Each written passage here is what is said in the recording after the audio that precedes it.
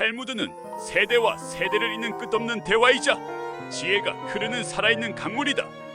비가 오려는지 하늘이 낮게 깔린 오후였다. 회당 마당의 석류나무 잎사귀는 바람에 잔잔히 떨렸고 골목 끝에서는 마차 바퀴가 물기 어린 돌길을 긁는 소리가 났다. 사람들은 각자의 집으로 돌아가며 문을 닫고 빗장을 걸었다. 빵 굽는 냄새가 마을을 한 바퀴 감아 돌 때쯤 회당 옆 작은 집의 문은 오히려 활짝 열려 있었다. 그 집에는 랍비 엘리야후가 살았다. 흰 수염이 가슴까지 내려왔고 눈빛은 매서우면서도 놀라울 만큼 따뜻했다. 그는 대개 글을 읽거나 제자들의 질문을 받느라 바빴지만 손님이 온다는 소식이 있으면 이상할 만큼 먼저 밖으로 나갔다. 누구는 그게 과하다 했고 누구는 랍비가 사람을 너무 믿는다고 수군거렸다. 그날도 그랬다. 제자 요나단이 숨을 헐떡이며 달려와 말했다. 랍비님, 멀리서 손님이 옵니다. 상인인지 순례자인지 초라한 옷차림이라 사람들이 피하더군요. 랍비는 책을 덮지도 않고 자리에서 일어났다. 마치 오래 기다렸던 사람을 맞으러 가는 얼굴이었다.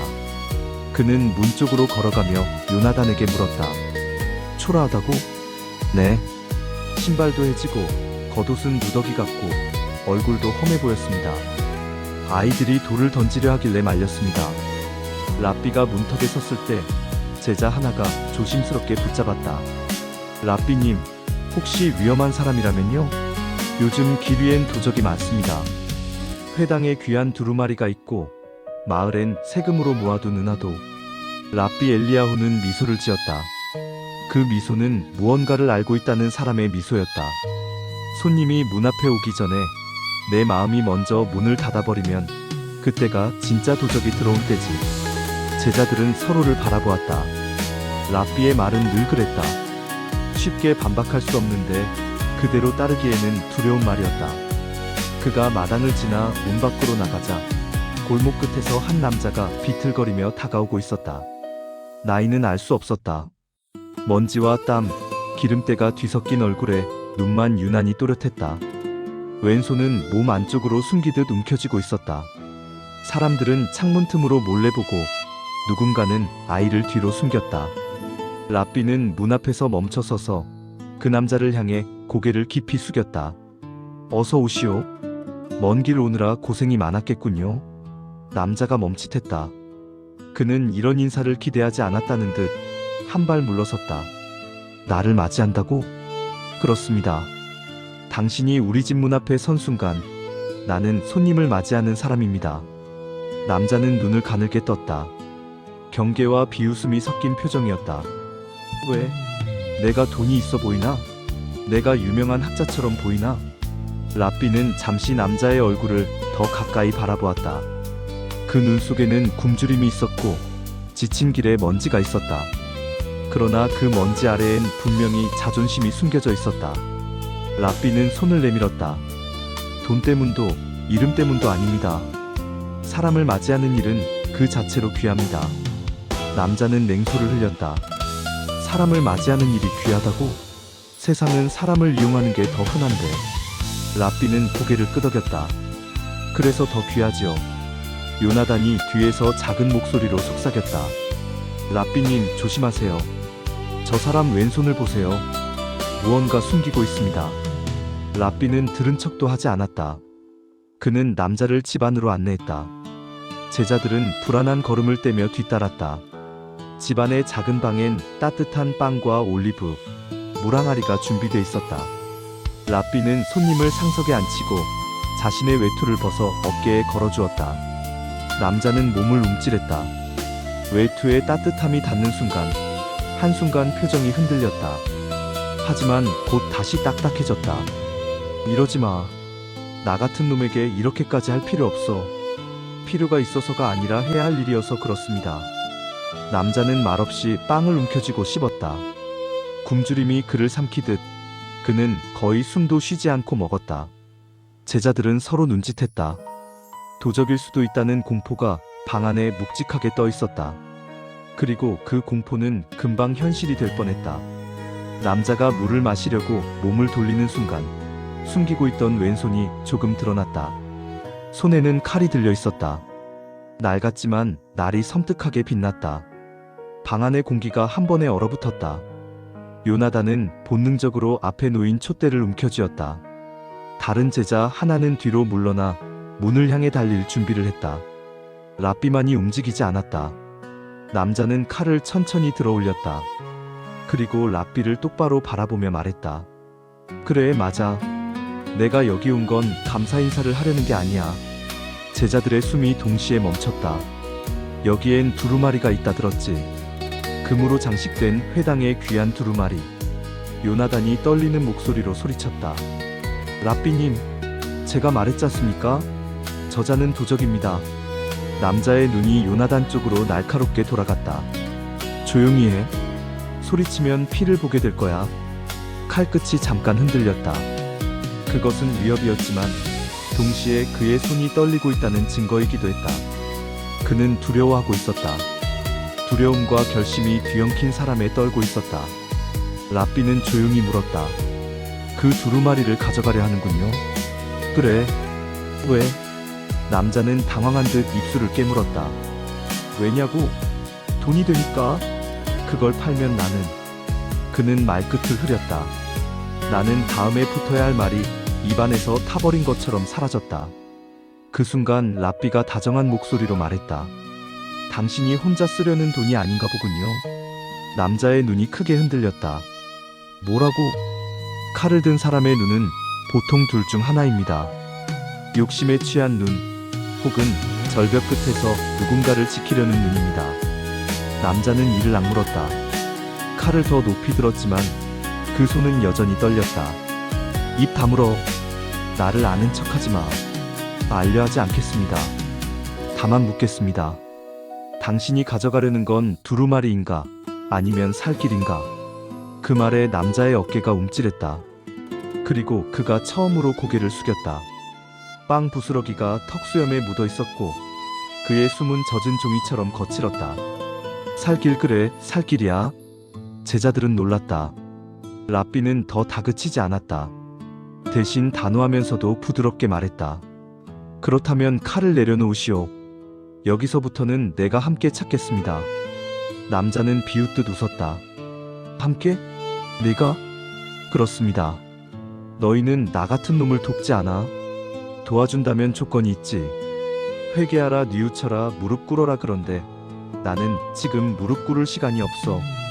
랍비가 고개를 끄덕였다. 맞습니다. 어떤 사람은 회개할 시간도 없이 배고픕니다. 어떤 사람은 눈물 흘릴 여유도 없이 병든 아이를 안고 뛰지요. 남자의 눈이 순간 젖었다. 그는 고개를 돌려 감추려 했다. 그때 랍비가 낮은 목소리로 말했다. 아이 때문이군요.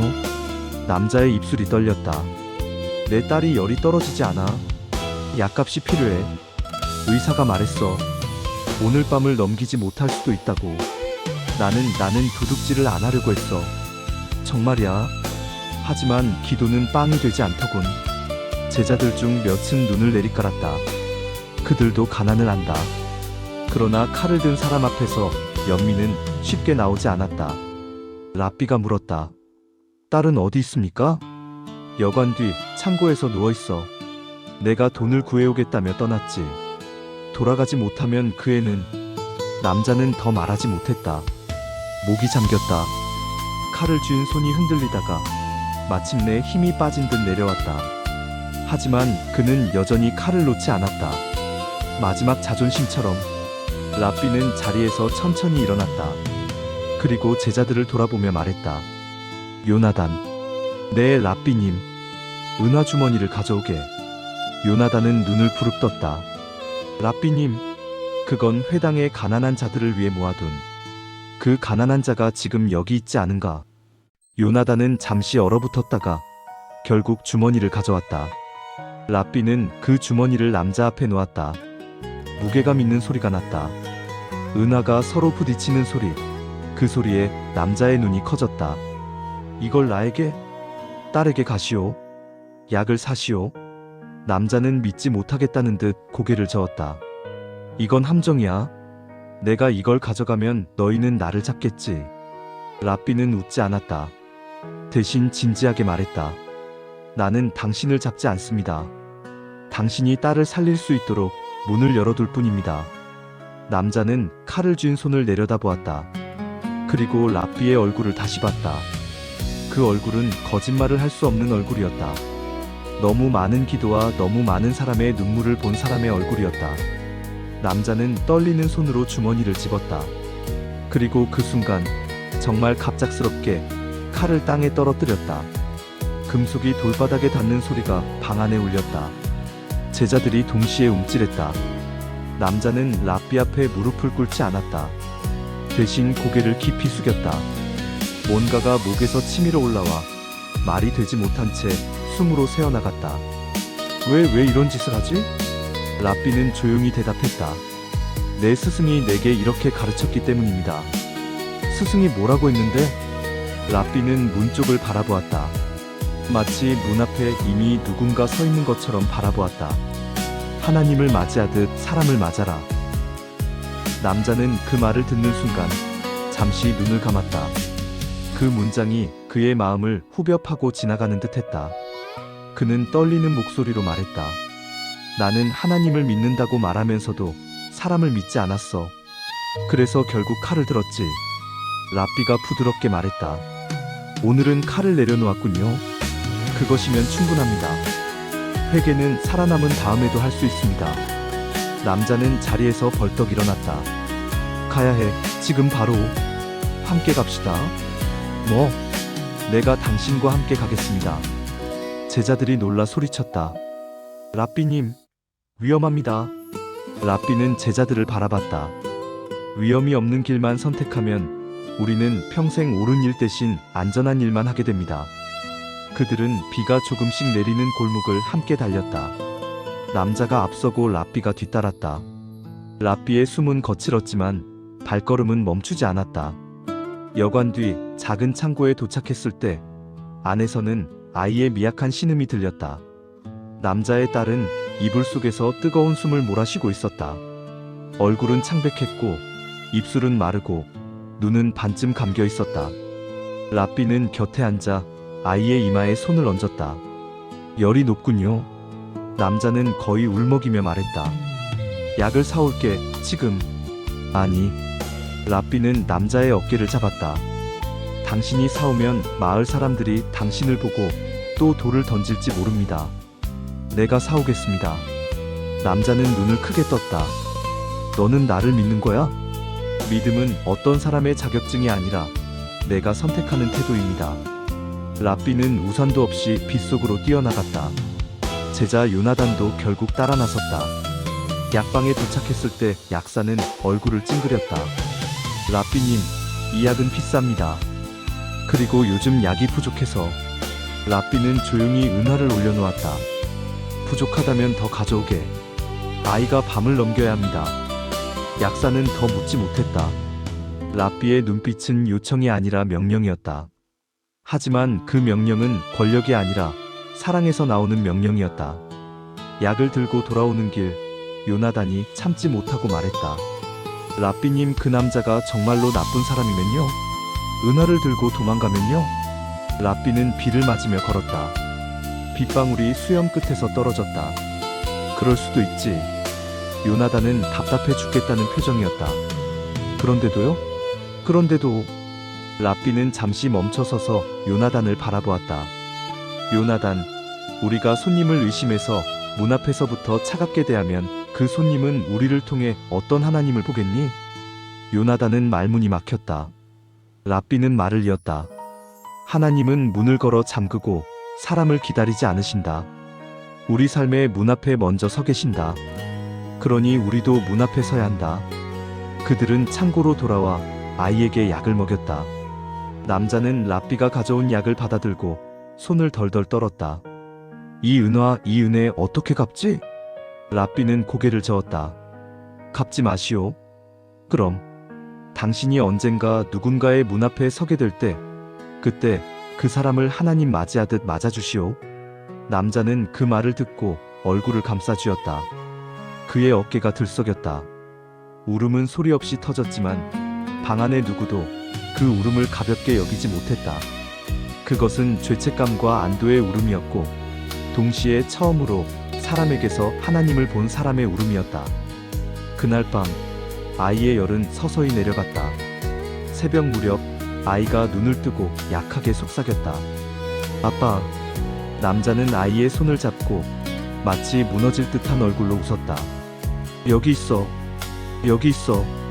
그 순간 그는 랍비를 바라보았다. 그리고 조용히 말했다. 내 이름은 나탄이야. 랍비는 고개를 끄덕였다. 나탄, 오늘 당신은 두루마리를 훔치지 않았습니다. 나탄의 얼굴에 쓴웃음이 번졌다. 훔치지 않은 게 아니라 훔칠 수 없었어.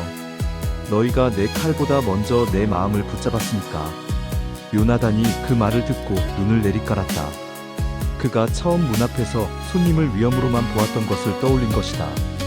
며칠 뒤 아이는 완전히 회복되었다.